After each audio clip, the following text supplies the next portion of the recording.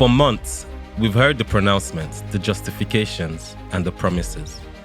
The fuel subsidy is gone, but has it really delivered on what we were told? Was it in the end worth it? That's the question we are wrestling with today. We're diving deep into the realities of subsidy removal. Did the removal lead to increased investment in critical sectors as promised, or did it primarily benefit a select few? We'll also tackle the heated debate surrounding alternative solutions. Was there a better way to manage the fuel subsidy issue? And we'll explore the social fallout. Are Nigerians better off? Or are they simply bearing the brunt of another policy gamble? Get ready for a frank and potential uncomfortable conversation, because the truth is, there are no easy answers. Subsidy in Nigeria started in the 70s. So it meant that we've had different ways of getting it done. When it gets to a point where these people are not getting the relief and someone else is gaining from that structure. So when you look at what oil marketing companies had, the traditional overtime, they built terminals, they built pipeline infrastructure. Yes. The question is this: as a country, do you want to jettison all that because we now have a refinery?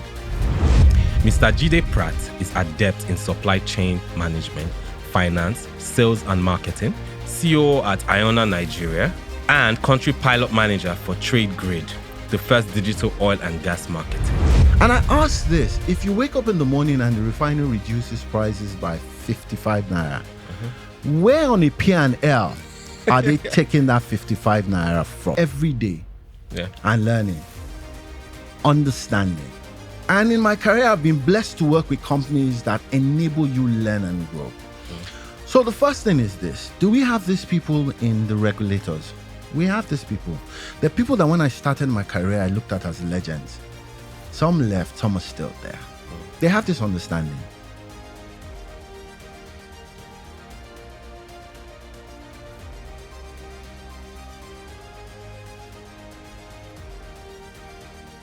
So thank you, JP, for coming. Thanks for having me. It's a pleasure to finally have you on the Energy Hack Show. So I'm going to ask you straight up question. Subsidy, was it a scam? Thanks for talking to me, Dami. And I try to give answers that are very, very straightforward. In my opinion, no. Was it well managed? Definitely not. And just for some context, subsidy in Nigeria started in the 70s. Yes. So it meant that we've had different ways of getting it done. The end in mind, if you look at that, then what it meant was that the whole aim of having a subsidy was some form of palliatives, some form of economic relief for the people of Nigeria. Now, I said that to say this: when it gets to a point where these people are not getting the relief and someone else is gaining from that structure, that's why I say it's not a scam, but it was poorly managed. Okay, I think that would be my answer for that question. and I'm glad you said this, because if you look at other countries, China had like trillions of dollars in subsidy in 2022. The same time we ran subsidy last, right? Officially, at least. US all have this fossil fuel subsidies. Of course, it's reducing due to other things.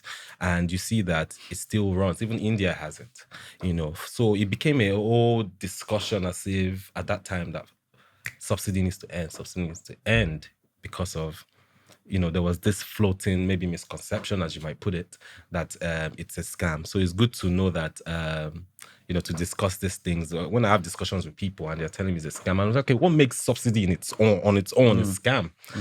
Except if it's management issue, and all that. So it's good for you to say that. So my question to you now is, so removing subsidy, fast forward when we removed it in 2023, right?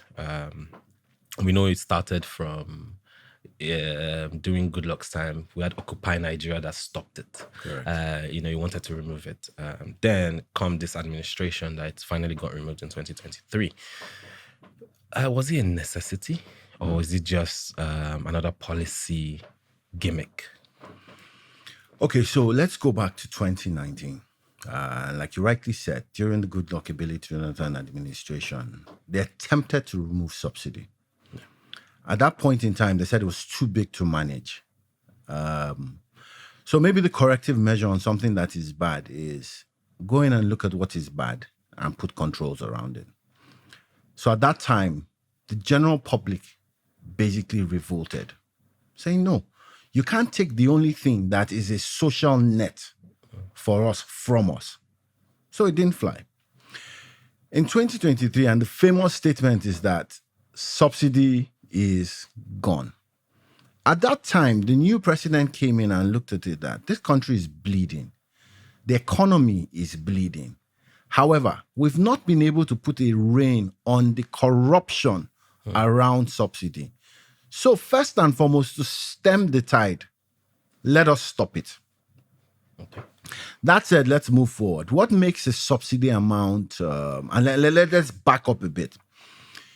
If crude oil is the basis of petroleum products, it does mean that every time the cost of crude goes up or goes down, it affects the price of what we will call the distillates. Yes. Petrol, diesel, jet fuel, any and everything down in that line.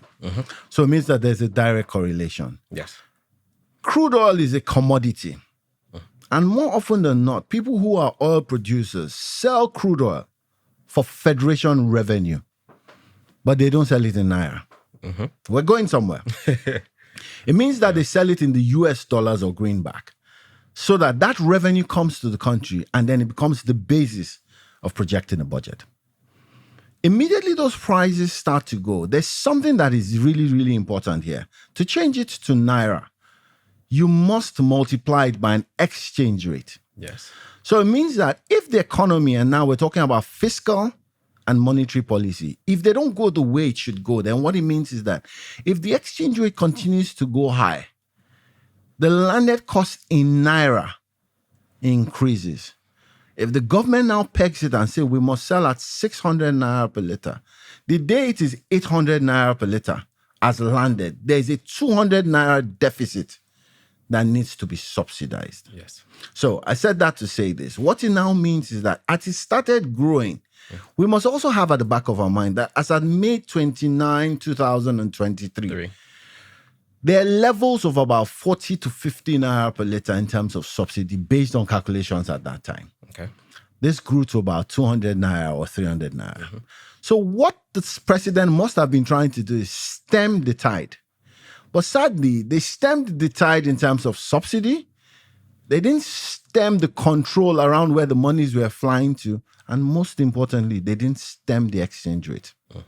So I think that would be a good way to land this question. that can go so many ways, Absolutely. what you just said now. Absolutely. And so for you, right, just to nail it, right, and again, it could be either or, you know, do you think it was necessary to take out subsidy? Because as we said earlier on, we could have just maybe fixed the issues around this subsidy. Because at the end of the day, as we established, subsidy is not new. Absolutely. And it's not an issue, really. People do it everywhere. So, you know, you have subsidies in transportation. Correct. You know, worldwide. No, I've not even seen a government entity that runs transportation that is profitable. Yeah. You know, it's subsidized in some sort. So, again, the direction should it be to solve, whilst keeping the subsidy, the corruption around it, in quote, or is it easier to just take it out and say, you know what, pay the true value of it? So two things. And for me, I think it was the right decision. Okay. I think the implementation was wrong. Okay. So look at it this way. If I'm subsidizing 15 Naira per liter on a petroleum product, and the market is in my favor, which means that as at the time where it's 15 Naira, there's a parity. I must set a threshold that how much am I willing to subsidize if it gets to 70 or 80 Naira. Okay. So I thought the moment the president said subsidy is gone, it was okay because he wanted to reduce the drain on resources on the federation account. Okay. What didn't happen was that there was no accountability that for what you would call it, followed that. So why did I say this? If we said subsidy is gone on the 29th of May 2023, how much subsidy happened 30 months after that? And in what amount? Okay. So it means that if we paid zero in that period for subsidy, it means that in terms of revenue, and let's follow this, we have gained X amount. Okay. So it meant that on the 30th of May, June, what should have happened was that someone from the Ministry of Finance should have articulated a document saying that this was the savings from May 29, 2003 till 30th of June, 2003. Okay. This is where we have allocated these resources to. X in transportation, Y in social investment schemes, and let's say Z in something else. What does that do? It means that the trust deficit has reduced. Okay. Because you've brought in accountability. And I think that's what was lost in that moment. Track the resources that have been wasted, but put a control around it and share probity. It must become open knowledge. This is what has happened here. And this is why it has happened. Okay. When that moment was lost, you now had things later on saying that, but the government's oil company is still importing. It's still putting subsidy in their books. So what it meant is that in terms of also corporate governance on that side, those are things we lost out. Was it the right time? Yes. Was the implementation right? No. Was the winning movement to begin to build on it and show accountability? Was it achieved? No. Okay, so I want to pick you up on some of those points, right? You say it's right. I actually personally agree that that was the best decision to do, to be able to clean up house properly. However, for the implementation part, right, I could argue that what best way to just hit the ground running. If you wait, again, as we said, if you try and Goodluck tried it. Yeah. If we go that route of slow movement, it might never work. So again, you have to hold the bull by the horn, right? So, but in terms of you looking at it from a point of view of that we need to see where these funds are going to, right? We already knew that, give or take, it was about 10 billion, right? Dollars. Yeah. Yes, that we did in subsidy in 2022. Because of crude prices, of course, inflation and everything, that would affect it. But however, if I get you right, it's more of allocation. Okay, so what did you do with the savings? So it's more of that communication that we can't see to give us that trust, as you mentioned. So is it more of, would you say that, is that really an implementation, or would you say it's more of the communication to people?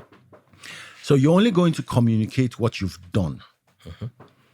So it means that if you have implemented something, then you've taken the first step, which is why I went back to say that for me, it was the implementation. Okay. If you begin again with the end in mind, if we had implemented and you have a figure of 10 billion, then what it is that you're telling people what you've done with the 10 billion to garner trust, to gain trust. Okay. Yeah. So you've implemented already. X amount has been saved between May 29, 2023 and June 30th, 2023.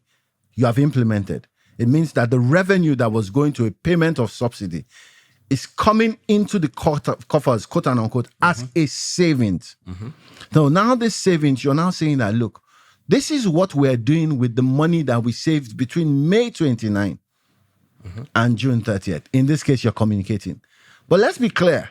You implement first, and then you communicate by saying, this is what we are doing. Okay. That way, you've brought in some levels of accountability. Okay. We talked about India. And a lot of times when we talk about Nigeria, a lot of people say, Nigeria is complex. We've got 220 million people. My first retort to that question is that India has 1.2 billion people. China has 1 billion people. Yeah. How are they getting it right? So it's still going back to accountability. But Dami, you can only communicate something you've implemented. If not, it's a wish list. And what you find out is that I will do we are going to became the bane of the administration in 2023. Now, in hindsight, we can say that if they had 6 months plans, then it meant that they had communicated a target. And if we saved 10 billion in the month of June, July, August, September, October, that would have been the plan. So it means that implementation is 30 days every month you've implemented, and you've pushed communication to say, this is what you're doing with what you have saved. How many roads in kilometers are going to be built? How are we going to solve a lot of the power conundrums that we have? So these would have been articulated. But again, I say, you must implement first before you communicate it. And I think that is what was missing. Okay. That is what was missing. Okay, so followed, but I could argue with you that, the government had a lot of palliatives and things to do as well. So again, they gave out a lot of food. They gave out a lot of the gas initiative for CNG. That's a lot of expense too, because you are giving out free kits. You are doing that just to alleviate these things, So, and that's all part of implementation, if you want to say it. So maybe it might not be time to communicate the real use into other things like roads, other things. Maybe it's still a thing of, since we started this thing almost abruptly, which I think you have to do, because if you keep saying, oh, because of we want to do this, that's why forces will stop you at the end of the day. So my thought process is, could it be we are a bit ahead of the gun, or patients will let us know when that will be communicated, since a lot of palliatives are still going on to let people, as we settle down into these new realities. And I think people are settling down a bit. Correct me if I'm wrong. I feel people are settling down a bit more. So could it be that, a bit more, it's just almost 2 years, it's not yet time. Could it be that the next phase is now, okay, this is now we're pushing it into food. Now we're pushing it into, because again, they save on subsidy doesn't mean they'll spend it in the oil and gas or in the power sector or this. It could be spent into education. It could be spent into this. So could it be that is that little bit of time that can be pushed into? It could be, but if you operate in a government where the populace do not trust you, okay, it goes back to what I'm saying, then you lost a winning moment to garner their trust. 220 million people, and if you look at poverty levels in Nigeria, it's quite high. So it means that if someone doesn't eat in 24 hours, he needs some assurances that he will eat in the next 24, or she will eat in the next 24.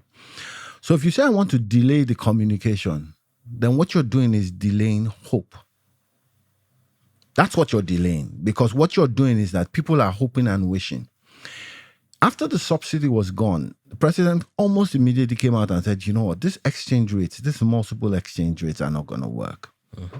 So in terms of intent, he was clear about his intention.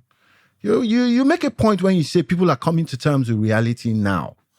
But the question is that for those who have, and I need to be as frank, have died in this period, they died not because there was nothing ahead, but because there was no hope in terms of the communication after the implementation.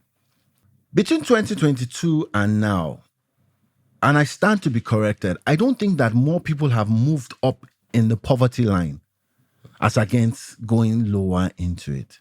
So it was hope. There was no hope. There was no clear path. If you do a credit system and loan people money, credit is hope. If you give someone a bag of rice, 5 kg bag of rice, once they cook it for 3-4 times based on the size of their family, hope dies. If you give someone 10,000 naira under a social investment scheme, that is fleeting cash. If, on the other hand, you gave someone a grinding machine, you gave someone a 1.5 kVA solar inverter, what it means is that you've given them a productive means of earning. These are the things that should have been communicated ab initio that were not. So while we look, they did it. They did those things. Yes, but they didn't communicate them. So you don't think it was blown out because you need to show people more? Because the first thing was that you wanted to buy trust. Okay. You're taking hard decisions. So it's stakeholder management. If the 220 million people are not stakeholders, then who is? We talked about the CNG initiative. CNG That is something I'm very, very big on. But the question is this: do we wait 24 months to say that we've moved from one mother station to 150? Or do we, as we're going along, begin to spread this information? Again, I say, while some things were happening in the background, people needed to know what was happening. In my opinion, like that is how it should have noise. You need to make noise the about noise. Social media, TV. But let people know. You've had so many issues where people tell you that CNGs explode, CNG. But the truth of the matter is that CNG is methane. Yeah. Methane is lighter than air. It floats. So if you get, it doesn't stay, it dissipates. Yeah. So you see, while that is a fallacy of people saying, it's also a fact of they haven't been communicated with. Yes. And where you do not communicate, you leave a gap. Okay. Again, I say, implement and communicate. It gives hope. Okay, perfect. This is my opinion. I love that. Yeah. Staying on the theme of misconceptions about this subsidy removal and subsidy, I actually asked, in my own kind of groups and people in general, and a lot of misconceptions. I also checked online what the misconceptions were. I want to post some of them to you, and let's take a stab at it and see how it goes. The first one is fuel subsidy removal will automatically reduce fuel price. You laugh. A lot of Nigerians, had this thought. It's because of this scarcity. And again, I recall it was 165? Yeah. Then it shot up to about 400 and something, correct. then 600 and Correct. something. And today we're about 900 and something. 60, retail, 925, depending on where you get it from. So, but people expected that. I don't think people really understand, and, I would love you to shed a bit more light on that misconception. Okay.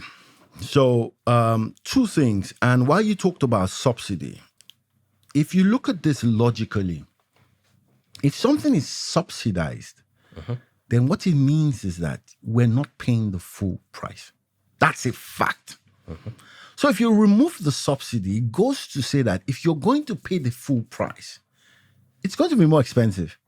So, I mean, that's thinking 101. Yes.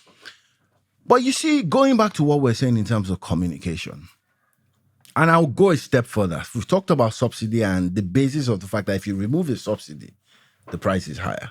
That's one.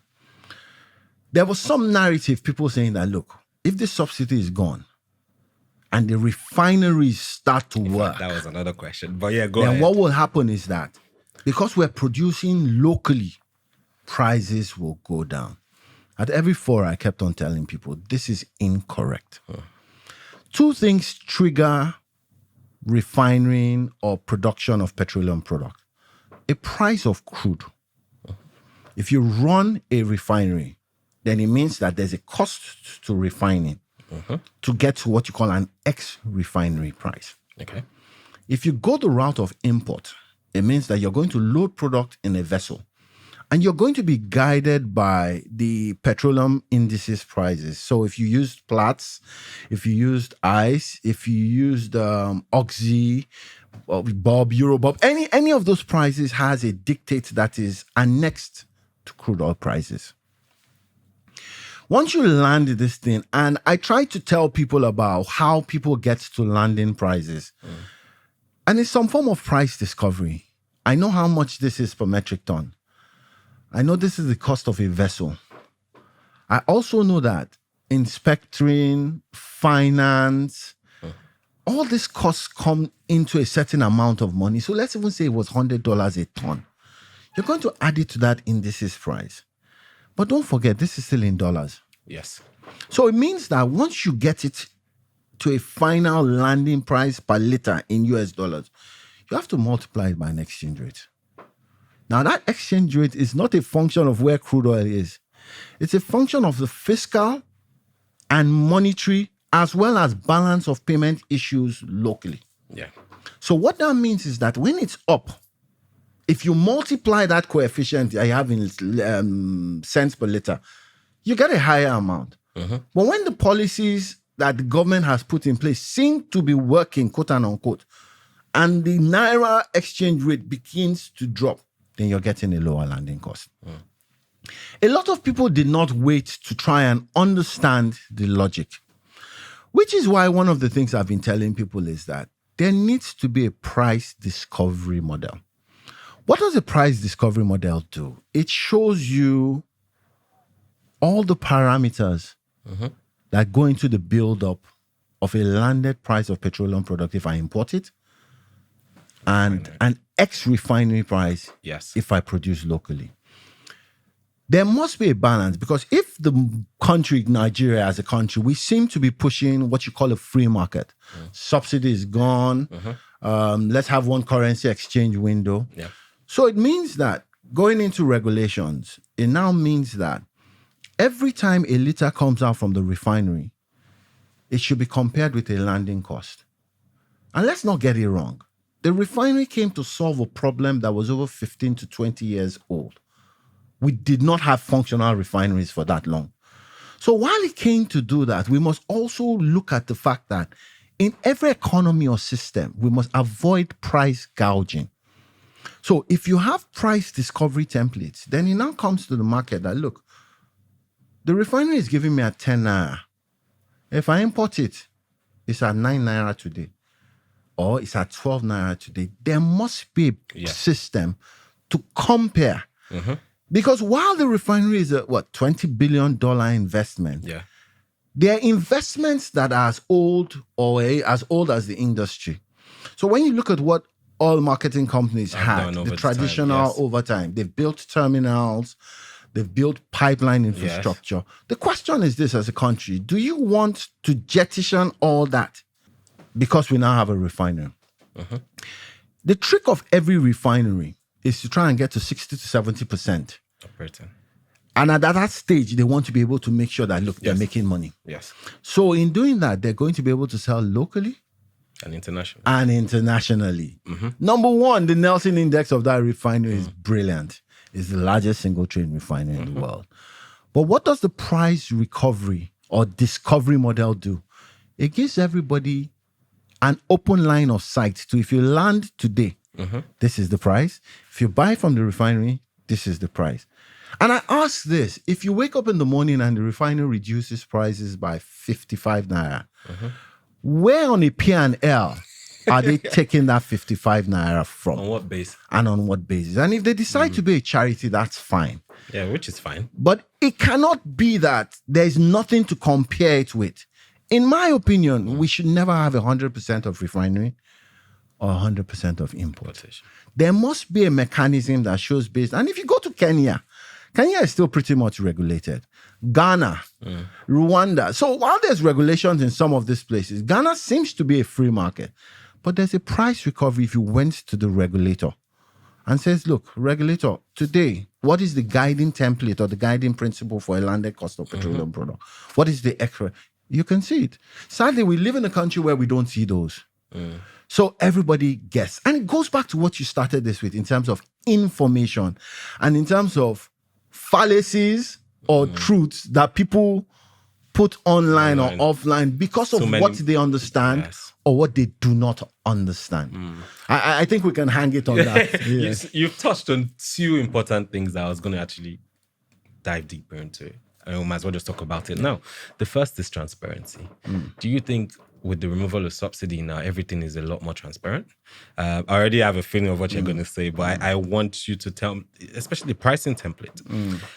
During subsidy, at least there was a somewhat template. There was a template. Yeah. You know how much it is. You know how much MPA everyone will get paid. Correct. You have that drawdown. But now it's, I personally don't know what personally directly know. I can estimate what importation can be and all that. But in general, is it transparent enough, or are we getting there, or what is it essentially now? Is it efficient as well? It's not. It's not transparent. Okay. It's not efficient. When information is not clear and concise from where it should come from, you leave room for a lot of people to just speculate. Dami, you're in the industry, so you know. But you see, between yourself and myself sat here and 220 million people, We're probably among the 10% or 15% that have a deep understanding of it. We've been blessed. Some of us have been blessed to be in the industry for over 2 decades. Yeah, legends like you. Well, I don't know about legends, but you see, for me, it was a day of waking up every day and learning, understanding. And in my career, I've been blessed to work with companies that enable you learn and grow. So the first thing is this. Do we have these people in the regulators? We have these people. The people that when I started my career, I looked at as legends. Some left, some are still there. They have this understanding. They might be stifled in terms of different pressure from different points. But you see, to get transparency, it means that people must be able to go to the source. If the regulators, for instance, and you've got the NUPRC and you've got the NMDPRA, oil and gas regulators, it doesn't go beyond 2 of them. Yes. It also means that if I went to any of their websites as a JP, I don't know the industry, I just want information. Data should be there. So in terms of efficiencies, we're not there yet. Some while back, you heard there was a lot of noise about the fact that what is Nigeria producing in X amount of crude oil? And we had 3 different sources of information that had 3 different. So the first thing is this. If crude oil comes out from the ground, it can come out as just crude oil or a combination of water, crude, and dirt. Condensate, yeah. If you add the 2 figures together, then you're getting a different figure from someone who is not adding the 2 figures together. It also means that in terms of data, there should be somewhere on the NUPRC data. I don't need to go to the OPEC website to go and get reported reports of what Nigeria is producing out of Nigeria. They ideally, even though you say we're cooperating, and that's what they call it cooperating countries in terms of how this information is published. We need to get to efficiency levels where with the click of a button, the regulators locally are showing this is what it is today. And this is the buildup of crude from so and so place. This is what it is from so and so terminal. And this is what is content is it. That's number one. If you take this to the downstream side, in the industry, there used to be something in the past called Operation White. Okay, tell me more. So Operation White was a system where there was a war room in NNPC where we needed to see where every liter of petroleum product was coming from and where it was going to. So it meant that everybody that lives from any different terminal, wherever it is in Nigeria, will send in an email, a schedule, a data sheet that speaks to, we've loaded 15 liters, we've loaded 20 liters, this is the total we have lifted today, and this is where we have bridged it to. Doesn't that still exist from trucker data? I mean, no, fantastic question. Fantastic question. So now you find out that every individual has that. But if we went to the NMDPRA website now, you'd probably see data of 2023. Okay. If my memory serves me right and my clock is right, it means that today is the 12th of February, 2025. You can't have that much gap in data and we say we're efficient. No. So it means that that data house has to be central. What you find now is that people who have an understanding tend to share. I've been doing some price modulations and sharing it for Dami as long as I can remember. Because I was blessed to learn it. And for me, it's not a secret. But you see, I'm not that resource that quote and unquote can be quoted. I'm blessed to see that some people do quote me. But you see, it's knowledge of what it is that I try to share. But it should be that if I clicked on the website of the regulator today, that means we must get to where people can plan based on those figures. I need to add this. Remember when we had PEF, Petroleum Equalization Fund? Yes. It was a case of bridging claims and bridging allowances. So it was a net off kind of position. For every liter you bring in between zone 1 and 2, you contribute. Yes. And then from zone 3 and above, zone 2 and above, you claim from the fund. But there was someone then, I believe her name was Mrs. Kasali. Mrs. Kasali came in from the private sector, from mobile, if my memory serves me right. And that's how we got to what was called Aquila. So Aquila was a tag, an RFID tag that was put on trucks. And then with an RFID scanner or barcode, you're able to tag from loading point to discharge point. So that way, people are not making spurious claims. It's data. If you went to the PEP website today, you don't see those things. Now, PEP became, how will I put it, entangled into NMDPRA. Yeah. But the question is that talking about efficiency of data, we're not there.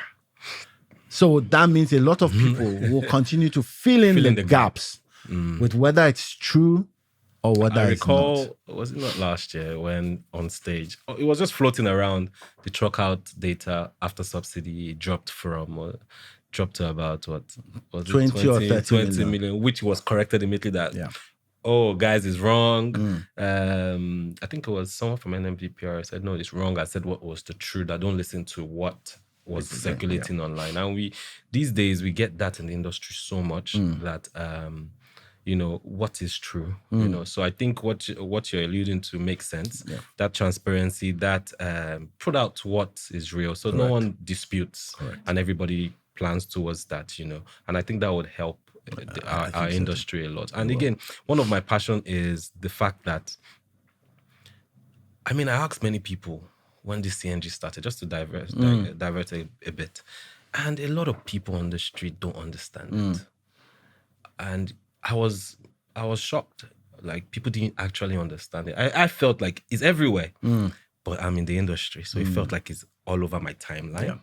It's all over my social media. It's all over, like, that's all I see because I'm in the industry. So I felt like everybody's seeing the same thing, So I got carried away with that to come to understand. And I'm just emphasizing your point that a lot of people don't truly understand these things. And it's our duty for those in the industry to enlighten people so that, again, if we want to catch up, if we want to make things work, people need to understand. And that's the only time that we can, convert people, whether it's conversion or at least understand why some decisions are made and take away some of these misconceptions.